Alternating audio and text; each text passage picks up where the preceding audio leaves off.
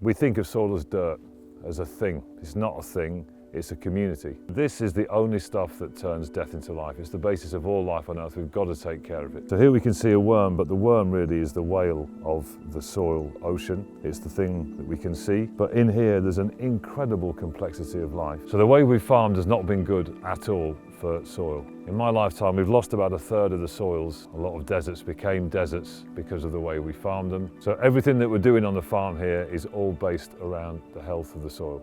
It's not hard to imagine that when you drive over it, knock it about with heavy machines, or you put on chemicals designed to kill stuff, that you're going to have a real massive impact on all the creatures that are in here. So because we've lost all this life, we get into a situation where there's not much nutrition in our crops. The crops get sicker, they need more and more chemicals to keep them going, and it's kind of a race to the bottom. If the crops that you're eating have been fed a handful of chemicals and been kept alive using some insecticides or fungicides or whatever it might be, then that's what's in your loaf of bread.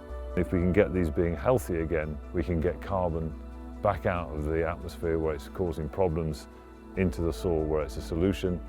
And if we do that, we can store more water back in our soils than all of the lakes and rivers on Earth. Why does storing water matter so much? Well, the weather's changing, isn't it? It rains really hard and it's dry for ages. We've got to try and grow food. And in these fields, there's no hose pipes. So you have to be able to store water when it falls. So we just got to keep in mind that soil is this amazing living world. And when we think of it like that, what does healthy soil mean?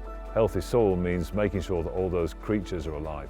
They need a house, and they need food, and they need water, just like we all do. And so let's look to nature. How does nature do that? Is we don't use insecticides and fungicides and herbicides.